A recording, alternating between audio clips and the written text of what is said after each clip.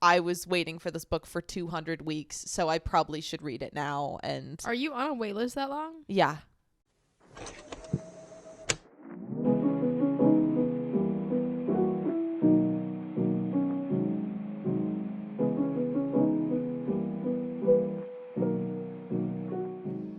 Welcome to Last Two Pages, a podcast where two best friends who love to read just can't keep it to themselves. I'm Teresa. And I'm Megan. And on this episode, we'll be talking about judging a book by its cover. Our favorite pastime. We're all good at, so it'll be great. How are you?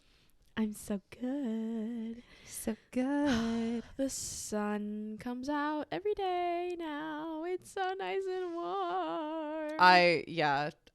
Something intrinsically happened to my brain makeup. That did not make sense. But something happened during daylight savings that I can't ever explain, but every year it hits me like a punch in the face. Truck of bricks.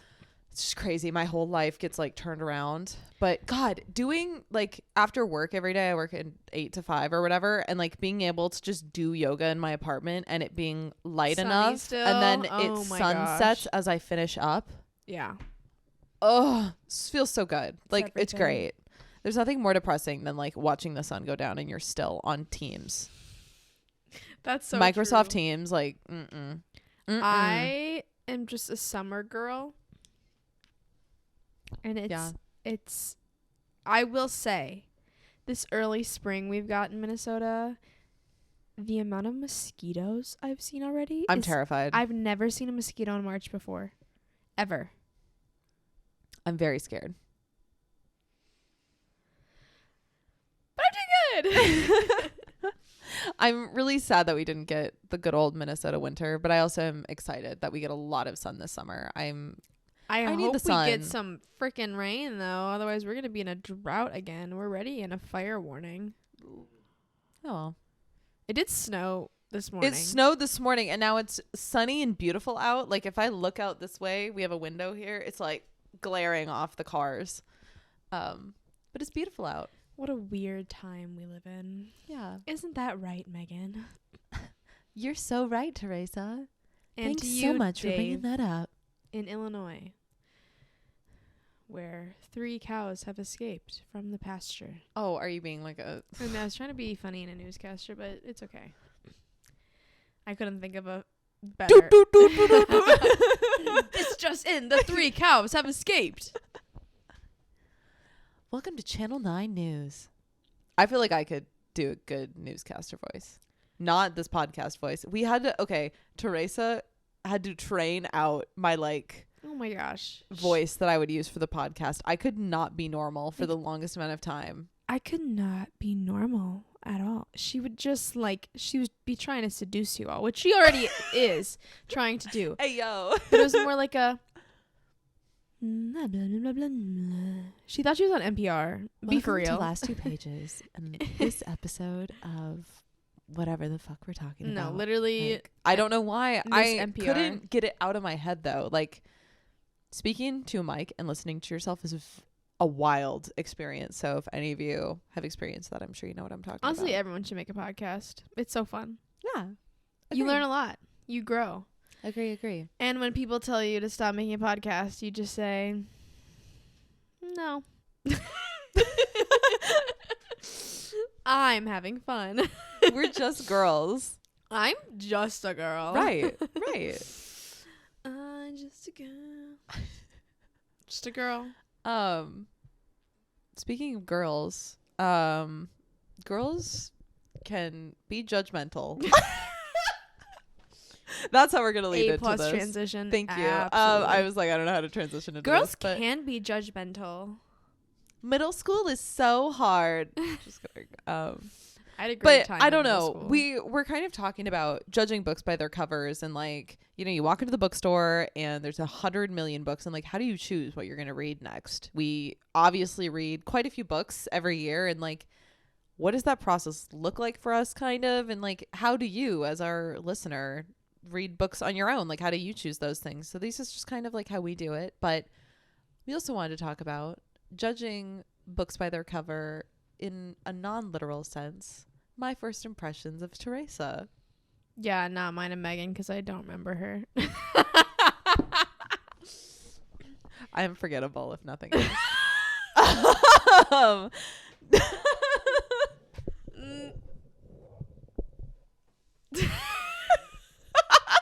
the microphone just went for a caress on Teresa's boob. Caress. Cop to feel. You've been teasing it all day. Oh, I know.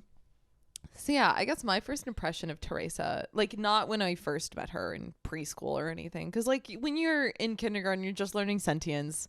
You don't really understand what people are doing, but it's still like you play family and you're the dog or the cat. You know what I mean? Yeah, like the mom you don't really know any piece of society. But I will say my first impression of Teresa in middle school was about the same. As it was in kindergarten. Yeah, acted as a boy. No, I'm just kidding. Not quite that bad. My dad said he did not raise me to be his son. After he heard us talk about that, he said, I didn't do it. And then I'm like, okay, I'm just a dad's daughter, basically. John, I know. be for real. He's like, you just liked those things. And I was like, I did. Yeah. No, I think you in middle school were a formidable force. That is the word I'm going to use. You had energy. You had attitude. You had this fierceness that was like genuinely a little terrifying. But I was always like drawn to you because you always had like a group of people around you that maybe they weren't encouraging you, but they always wanted to see what you wanted, like what you were about to do next.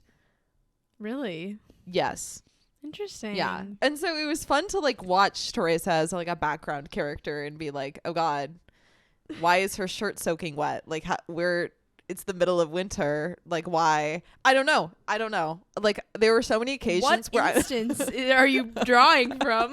I feel like there was a time where it was like one of our like youth group events and either water bottles were out or people were like throwing water at each other in the girls' bathroom. And like, I vividly remember your shirt being sopping wet and it was like, what's going on? Like, how are you this wet? It's No like memory. Indoors. No recollection. But it was stuff like that. Like, where did you get the things that you have in your hands right now? Like, oh, I think I do remember my first impression of you.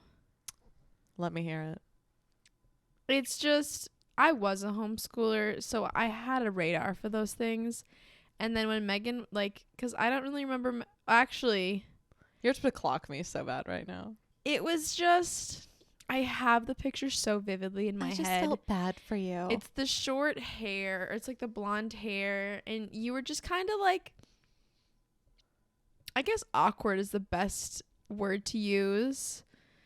Awkward and not clunky. Clunky is a bad word. It's like not in a bad way, but you didn't know how to occupy the space you were in.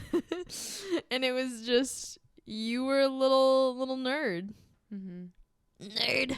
I had a little speech impediment. I just didn't want to talk to anyone. I didn't know that ever. But I didn't talk. That's you why. did kind of have like a lisp because you had glasses, I think. Or yeah, I had a list because I had glasses. Because you had braces. Yeah, I did have braces when I was 13 and 14. So that's valid. Yeah. And you were always with Kate. I was. Yeah, she was my best friend at the time. That's crazy. But you know, it just is. I think that we grew up on such different vibes. Yeah, and I think that like really was apparent when we first like met each other. And so yeah, I think while some of those things hold true, I think that we're obviously way different people now, but that's still interesting to think about, you know. I am actually the exact same person I was as a 5-year-old. Your shirt's sopping wet as we're speaking. It is. It's actually your lilac sweater, so. Isn't it cute? We're kind of Easter themed this week for Easter. Easter. Speaking of childhood. Yeah. Okay. So funny story about this poncho. For those on audio right now, I am wearing a poncho that is multicolored. It's like green and blue and purple, and it's kind of made out of an itchy yarn material, but it's a woven poncho that I got at a thrift convention that was here a few months ago. And my sister actually saw it, and I like fell to my knees in the middle of this convention center. Just kidding. I was very excited though, because my grandma, when I was very little, knit me a poncho exactly like this in this exact yarn, and it felt like it was a moment that, for lack of a better term, like universe led, right? Like something in the universe happened where I had to have this poncho, and I was just so excited to be able to like, I feel like my little self, like I hated wearing this poncho when I was little because I couldn't get it dirty and I couldn't like be myself in it. And now I feel like it's full circle. Like I'm wearing this on the podcast where, if nothing else, I'm being as authentic as I can, even though it's kind of scary for me. And even when I saw it in her closet, I was like, I swear I've seen that before. And I'm like, I remember her wearing that as a child. Because we'll put in a picture of me wearing this poncho. I feel like that would be very cute. The video. Check that out on YouTube like 4 days after the audio goes out. We usually post them on Saturdays. If you want to watch. But here we are. Yeah. And books that have been judged. And did you think negatively? Wait, I guess you were drawn to me. So basically, I wasn't like, I was a book you wanted to read. I was drawn to you, but I was very terrified of you. Does that make sense? Like, yeah, I breathe fire. She was a very domineering personality to be around, and her dad was also the youth leader. I think that's an important distinction to make. And I was unfortunately like made an example of as I grew up in that youth group. You were made an example of what not to do. Not by my father. No, by other people. But it still continued to like affect. I think maybe I was just given way too much free reign. That's what it was for you. But I think that's why we were kind of at like this weird, not point of contention, but like if we banded together at the ages that we did, we could have been absolute menaces. So it makes sense why they made sure we were not close. Do you know what I mean? Yeah. That was a strategic moment. They were like, if these two come together, they're going to be way too powerful. They're like, no, they will break the federal law.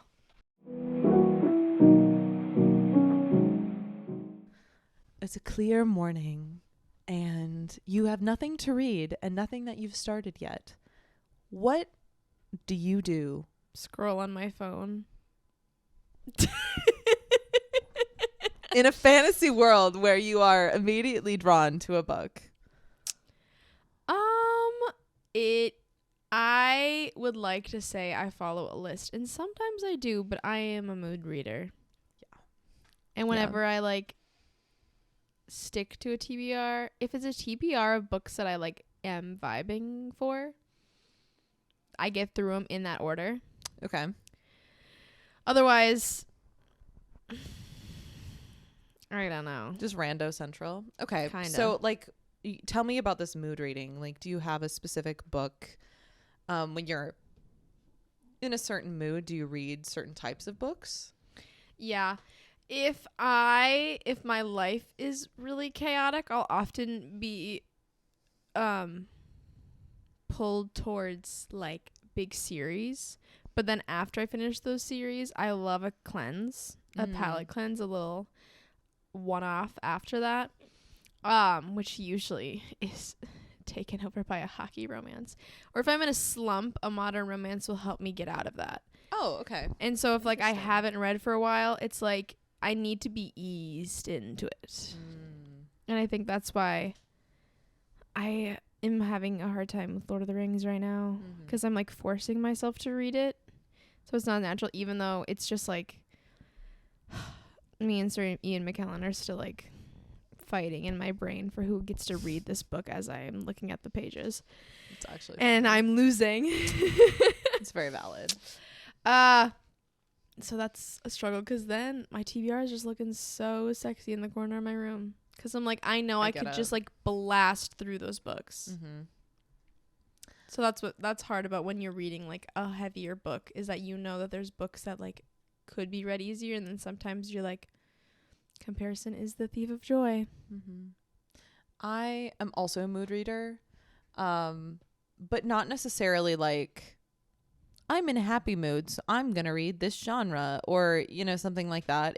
It's just kind of like, honestly, it's dictated by whatever is rented on Libby. If I'm being honest, whatever shows up first. So that's why I'm like in this haphazard, like, oh, what am I reading right now? I was waiting for this book for 200 weeks, so I probably should read it now. And Are you on a wait list that long? yeah. For what? I don't remember. I've been on them for very long amounts of time, though. I'm pretty sure that one was for the Poppy War. So I had to... No, That's like it's a for few Once Upon a years. Broken Heart. That's like 4 years. It was a long time. And that's why I got another library card.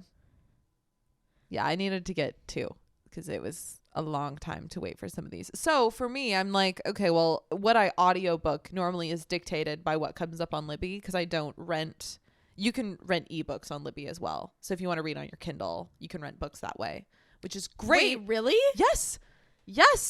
Why haven't I done So that? Libby, if you're not involved in Libby at all, it's an app. You just need a library card and you can rent books from your local library, audiobook or ebook. Sometimes you have to wait for them, but most of the time it doesn't take way too long.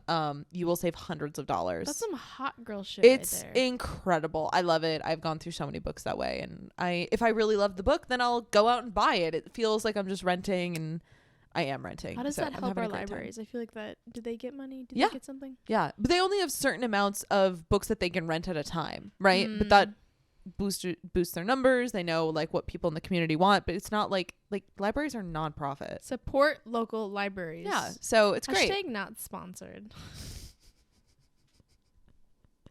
But yeah, I very much, the books that I do buy, I do have a physical TBR that sits on a cart, and I have some that are on my shelf too, and sometimes they're on the cart and they get moved back to the shelf because I'm like, I don't want to read this. I just like, there's nothing in me that's fair. pulling me to this. I've tried to read it for several months and I either don't have time or nah, I'll wait, Real. So I think that's part of it. But do you ever like choose books by the author or anything like that? Yeah. Okay. Well, like as I've said before, anything like Sarah J. Maas is gonna write, I'm gonna read. Right. Just because she's cemented in my brain as someone that's like gonna take you on some type of journey. Exactly. Lord Journey. Also, Holly Black. I'll read pretty much anything, even though I had a regret. Book of Night was just not great. But everything else, I love, like Darkest Part of the Forest by Holly Black. Love that book. It was such a cute little novel. And it was the first like review I posted on Instagram that like someone like immediately went and read. And I felt, wow. I was like, that's amazing. I'm an influencer. No, that's disgusting. You I just are. said that.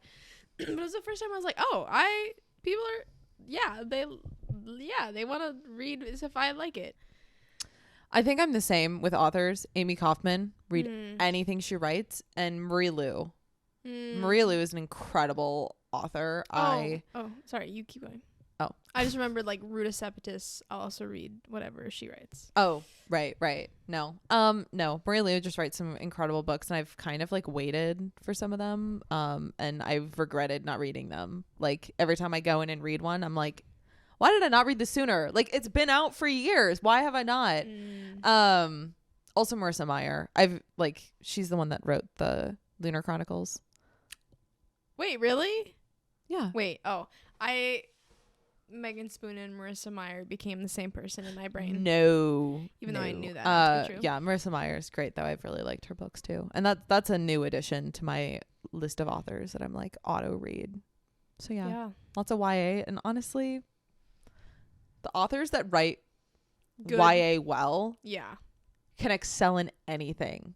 They don't have to rely on anything. And the plot's just the gabagoo. Whoa. The gabagoo. Whoa. I'm doing this a lot and I don't know why. What's Gabagoo's going a on? deep cut. I haven't thought about that in like whoa. Work. Do you Yes. like reading in like a book club at all? No. Mm-hmm. Because if I'm going to read a book, I'm either going to sprint it or I'm going to take my damn time. Wow, that vocal fry. I think it has to be a very specific book for me to actually successfully read it in a book club, because I either read it way too fast or I don't read it because I'm forced to do something. And It would something have to, about me, if I'm forced to do it, I'm not going to do it. it would have to be like a mental thing. Like, this is a book. I'd feel like back in high school when it's like, read this chapter by this day, you know? Which could kind of be fun. But also, I feel like that might take the fun out of it for me. I like that in a buddy read. Mm-hmm. But book club, I feel like, is harder. Mm-hmm. I'm doing a buddy read right now, and it's great. Like, I actually really enjoyed it. Parker and I are reading The Hitchhiker's Guide to the Galaxy Oh, yeah. by Douglas Adams, which has been great. I'm a sci-fi reader, and he likes classics, and so this is kind of like our meet in the middle on, like, absurdism. And it's great. It's very philosophical. It has a lot of great characters. It is? Yeah. Well, it's a whole, like, the book is about absurdism and the idea that, like, nothing in the universe has to matter for us to find meaning from it. Why did I think it was like the Space Odyssey? I mean, it's very space. Or that Beatles like space musical movie. You know what I'm talking about? Yeah, no, not That's that what one. I thought The Hitchhiker's Guide to the Galaxy was. No. Isn't it a movie?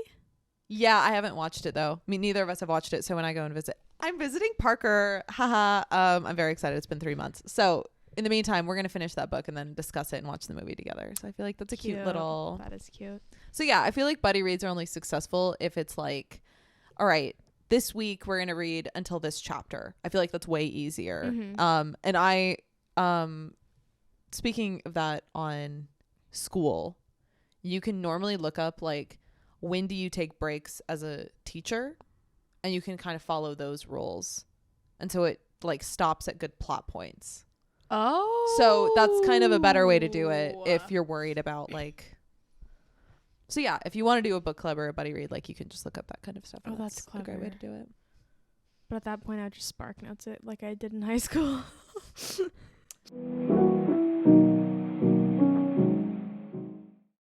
I think ultimately, when you're trying to choose a book, just trust your gut. I'm drawn to the pretty books that are, if it's fantasy, I'm gonna want to read you. That's just what it is. Is there anything physical you look for on the book? Like, if it's pretty, like if they do a good job constructing image and lettering that doesn't look, Cheese Town. yeah, like the new From Blood and Ash like updated covers.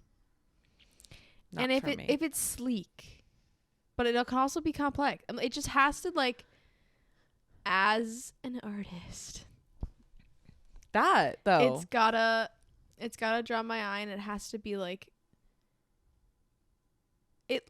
has to look like someone put their heart into it and knew how to use colors. I want it to look like someone paid for a designer who knew what they were doing. Yeah. That's all I ask. Yeah. Please. Adobe Basically Illustrator is not that hard to use, but please go to professionals. That's all I'm going to say. Support I also, local artists. yeah, love sprayed edges as Oh. well. If a book has a map in it, like, all of those like aesthetic pieces, I'm like, yes, there is intention. I think for me, it's like the author thought that their book was meaningful and important enough to put in all of this extra time and these extra pieces to like really craft this book for people. I'm like, that effort means something. I've been nodding my head for like 30 seconds for those who can't see me. Absolutely. And especially with maps, just like it, I know I can trust that this author put a little bit more heart into like their story process. Absolutely. And sometimes that's not true, and sometimes it is. You can kind of tell from the map usually. That's You know. very true as well. I say as you literally are painting a map on your bedroom wall. Oh, I finished her. Oh, okay. Tell me about it. I've been waiting to post this on my Bookstagram for a while, but I painted the map of Middle Earth on my wall, and I'm like waiting to finish reading Lord of the Rings to like really say that I did this. But frankly, it's been a huge help when I'm reading the book and I could just like look up at my wall and I'm like, oh, they connected from there. That's really cool. Yeah. So I'm like, it was actually great that it's there while I'm reading it, because I could really like follow along.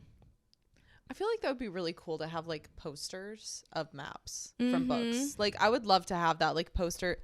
Maybe our background will have a poster of somewhere. Like that would be really cool. Or the Shades of Magic poster that has the maps of the multiple Londons. The colors are black.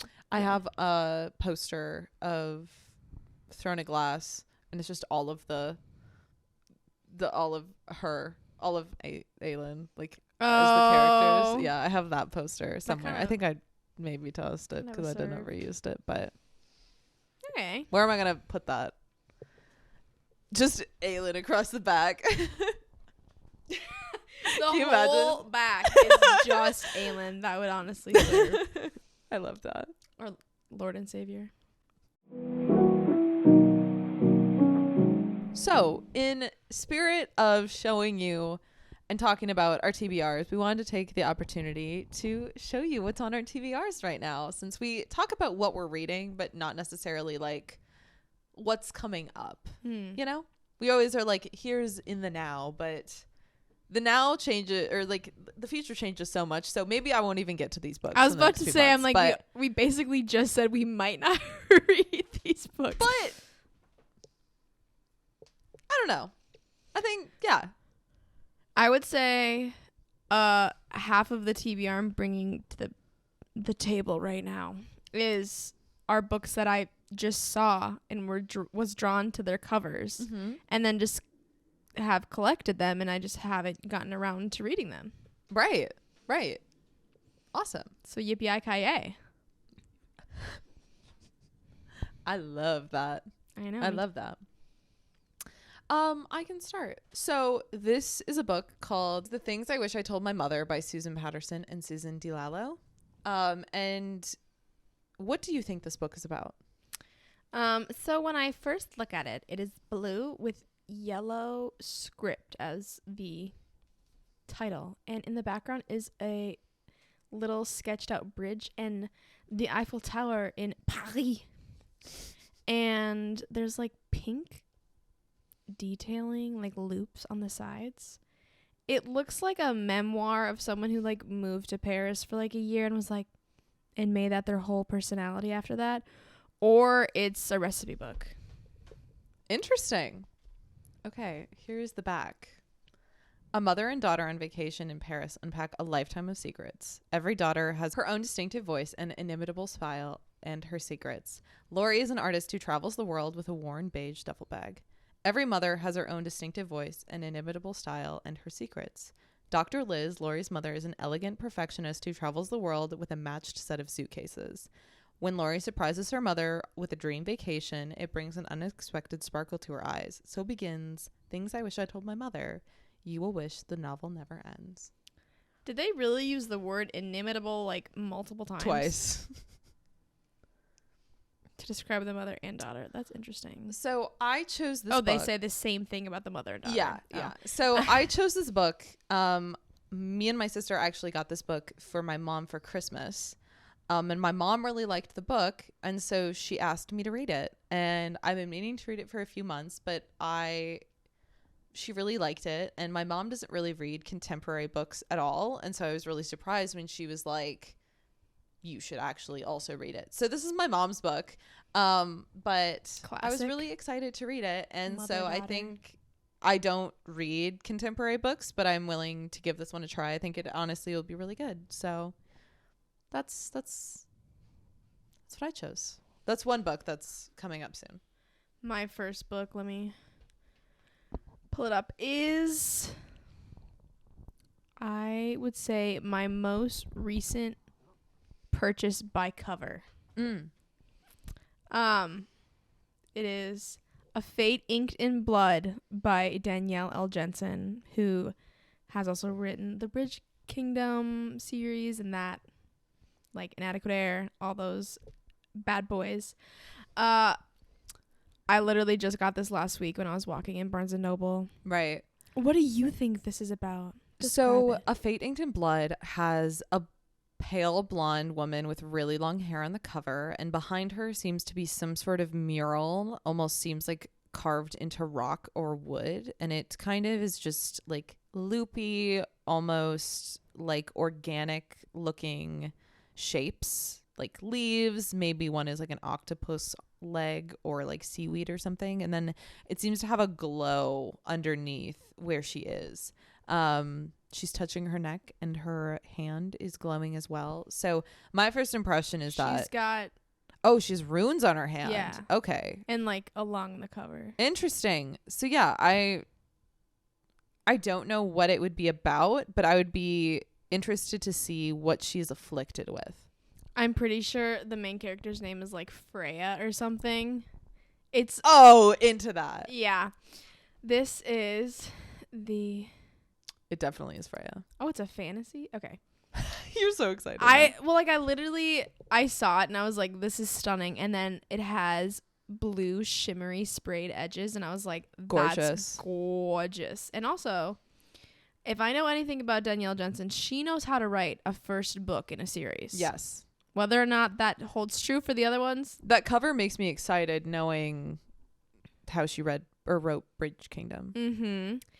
Because she's, the thing about her fantasies, sorry, Danielle Jensen, whatever, because we looked up fantasy, like the definition of fantasy, and a big part of what makes fantasy is magic, but her books don't have magic in them, at least any from that world, which is, I also haven't even read this, so this is about bound in an unwanted marriage. Freya spends her days gutting fish but dreams of becoming a warrior. Okay, Vikings! And of putting an axe in her boorish husband's back. Freya's dreams abruptly become reality when her husband betrays her to the region's Jarl, landing her in a fight to the death against his son Bjorn. To survive, Freya is forced to reveal her deepest secret. She possesses a drop of a goddess's blood, which makes her a shield maiden with magic capable of repelling any attack, and has been foretold that such magic will unite the fractured nation of Skaland beneath the one who controls the shield maiden's fate. Believing he's destined to rule Skaland as king, the fanatical Jarl binds Freya with a blood oath and orders Bjorn to protect her from their enemies. Desperate to prove her strength, Freya must train to fight and learn to control her magic, all while facing perilous tests set by the gods. The greatest test of all, however, may be resisting her forbidden attraction to Bjorn. Yo! If Freya succumbs to her lust for the charming and fierce warrior, she risks not only her own destiny, but the fate of all the people she has sworn to protect. Wait, I'm so excited.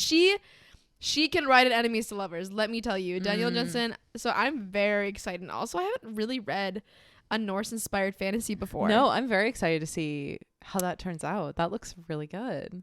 I'm excited. Amazing. Okay. I got this book maybe 2 years ago. I've seen that on your shelves. Yeah, it's been on my forever. TBR list for a very long time. And it's been really hard for me to pick it up because it's very daunting. And I know that I also have the second book and he's coming out with a third one and I still haven't finished the first. That's fair. Honestly, So wait for it's the third. hard for me to be like, oh yes. Also, I think it's also hard knowing that no one knows what this book is and I know nothing about it. But I know once I open this book, I'm going to eat this up. Yeah. So what is your... The Starless Crown by James Rollins. Yes. It is giving kind of Dune vibes. It's also kind of giving, you know, like the blue, like flags on the back of people's trucks. There's like a striped blue along the cover. Girl. And that was my first thought. Sorry. But it's obviously a sci-fi or something because there's like a mountainscape and a man with a cane on that, but just like a silhouette of a mountain. And then there's a red circle and a blue circle that kind of cross over as a Venn diagram. And like blue splotches on the back. I don't know. Is that a moon? In the word crown, the O looks like either a golf ball or a moon. Yes, it's a golf And book. then it just says a terrific bit of storytelling. That gives me nothing. I have no idea. It doesn't tell you anything about it. Okay. It's kind of cool. Are you ready? An alliance embarks on a dangerous journey to uncover the secrets of the distant past and save their world in a captivating visionary adventure from a New York Times bestselling thriller by James Rollins. All right, that gave me nothing. A gifted student foretells an apocalypse. Her reward is a sentence of death. Fleeing into the unknown, she's drawn to a team of outcasts. A broken soldier who once again takes up his weapons he's forbidden to wield and carves a trail back home. A drunken prince who steps out from his beloved brother's shadow and claims a purpose of his own. An imprisoned thief who escapes a crushing dark and discovers a gleaming artifact, one that will ignite a power struggle across the globe. On the run, hunted by enemies old and new, they must learn to trust each other in order to survive in a world evolved in strange, beautiful, and deadly ways, and uncover ancient secrets that hold the key to their salvation. But with each passing moment, doom draws closer. Who will claim the starless crown? Oh, okay, found family. I read that and I was like, wait, I need to read this. That doesn't sound anything like this looks. No. But I'm super excited for it. I reading that makes me excited to read it again, right? Like, I love the little synopsis they gave of all the characters, but that is adorable. Also, hopefully I can read it soon. I love on the inside of the book is, I don't really know how to describe this actually. It's dots. Like a design. It's the moon.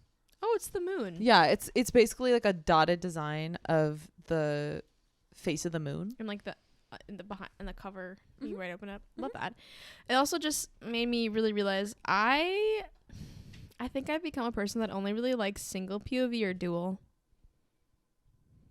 Don't give me like 6 dual. Like, I think. Oh no, I eat that shit up. Give me everyone's point of view. I need to know the drama because some of those characters don't like the other ones. Well, that's the thing. I'll take a third POV, I think, over like, I don't know. Actually, I don't know what I'm saying. I just think of House of Flame and Shadow has exhausted multiple POVs for me. Oh, that's valid. Yeah. You need a break from all that. Yeah. So the next book I have is The Atlas 6. This is a book that I just thought looked kind of dope and got it. And then before I could read it, the next one came out. So I bought that too. And then before I read any of them, the third one just came out. So I have them all. I barely know what they're about. Right. What do you think? Okay, so That's The by Atlas 6 by Olivia Blake has a black. Olivia. Oh. Olivia Blake. Olivia Blake. Wow. The Atlas 6. All right, Olivia Blake. The cover is completely black and then there's gold accents. It almost looks like planets circulating this eye with a sword going through the pupil, and it's everything on the page is very circular. The pupil is very circular. The eyelashes end in circles. The planets circulating are on Circles. Spherical shapes. It's a lot of circles. But the sword going through the eye is something specifically different, and it says knowledge is carnage. I don't really know anything about this series. I've heard good things, and the Booksta girlies seem to like it, but So this is what Amazon tells me it's about. Each decade, only the 6 most uniquely talented magicians are selected to earn a place in the Alexandrian Society, the foremost secret society in the world. The chosen will secure a life of power and prestige beyond their wildest dreams. But at what cost? Each of the 6 newest recruits has their reasons for accepting the society's elusive invitation. Oh, this is giving Mysterious Benedict Society. Even if it means growing closer than they could have imagined to their most dangerous enemies, or risking unforgivable betrayal from their most trusted allies, they will fight tooth and nail for the right to join the ranks of the Alexandrians, even if that means they won't all survive the year. it's giving Now You See Me. It's giving magic. That's dope, though. I'm excited. That one actually looks good. I don't really know what that could be about, Right. But That's It doesn't give exciting. you a lot, but I kind of like that. It's like, Mhm. yeah, you're getting magic. Be prepared. And I'm glad I have all of them. Mhm. So I could. You'll have to let me know how unless they I are, 'cause I don't will read like them it. after you. Okay, my final book is The Iron Widow by Zranjay Zhao. I don't know. Okay. I follow you on Twitter, so don't kill me for pronouncing your name wrong. Okay. I've been really excited for this. It kind of looks like a giant phoenix wing.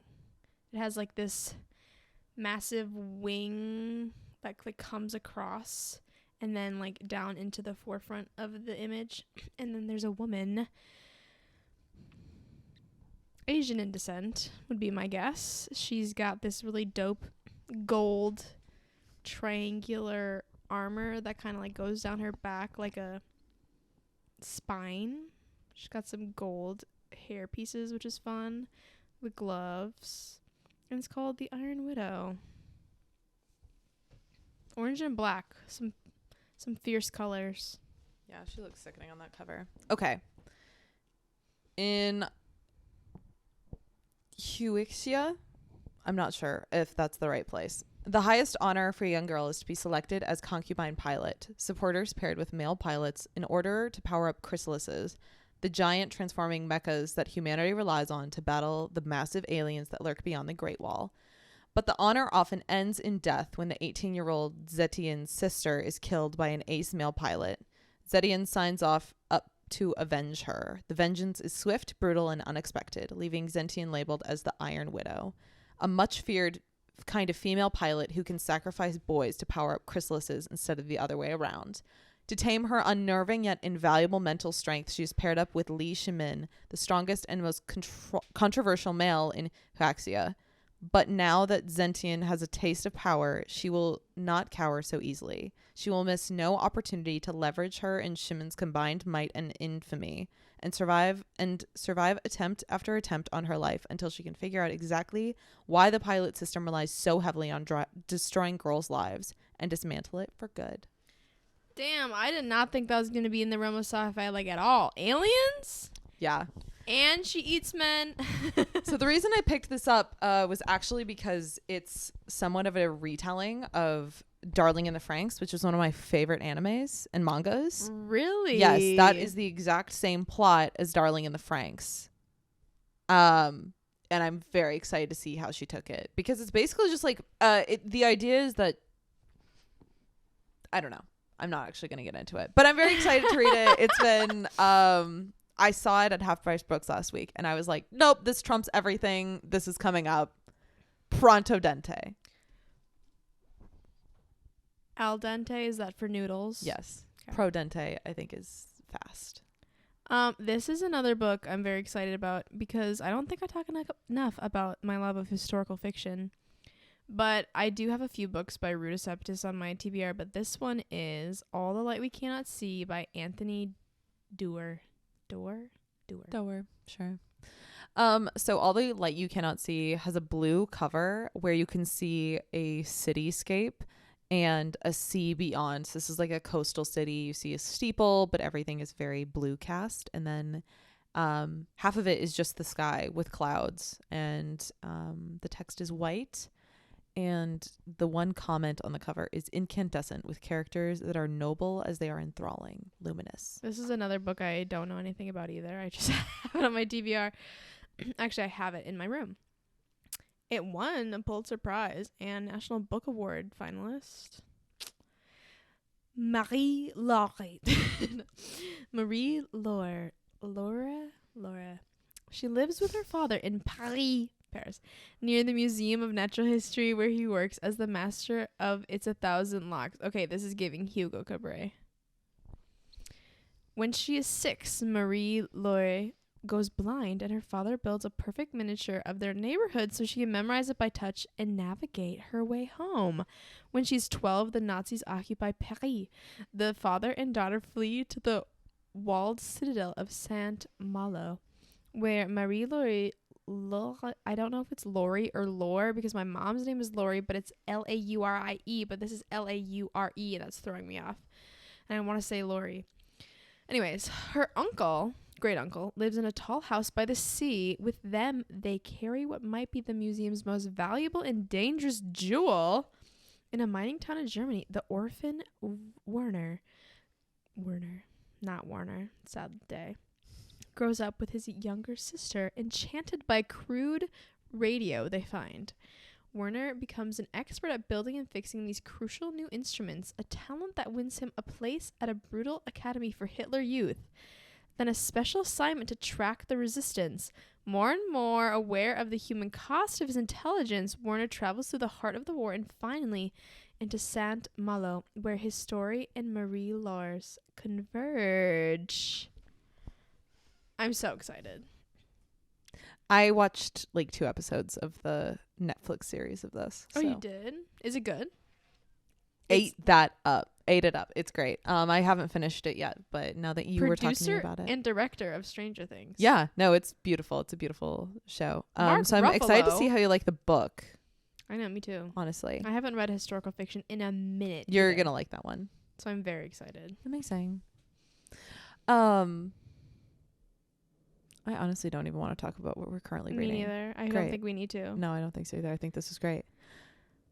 So knowing that you can see what's coming up for us, we honestly don't feel like we have to tell you what we're reading right now. We can keep it a secret, or you can follow us on Goodreads. Well, I'm actually doing Storygraph this year still. Okay, well, Goodreads and Storygraph, you can find us on both of those. It's actually really funny because on Goodreads, I put like my goal of 50 books and people have liked it because it's still 0 out of 50 books on there. People keep liking because they think it's funny that it seems like I haven't read anything yet this year, but Storygraph, I have read a few books.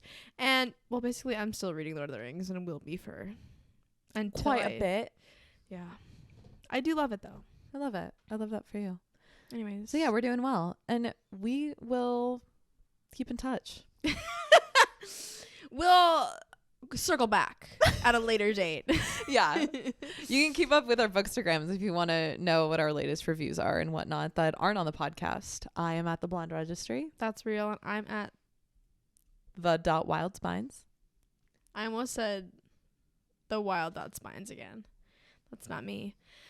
I like to take pretty pictures and I post them. Anyways, thank you all so much for listening. If you're listening at the very end of this episode, good on ya. I appreciate you so much. And you make our hearts flutter. You light up our lives. Baby, baby, baby. When you touch me like this. And you listen to our podcast. And we'll see you on the next page. We love you so. That was so bad. See you on the next page.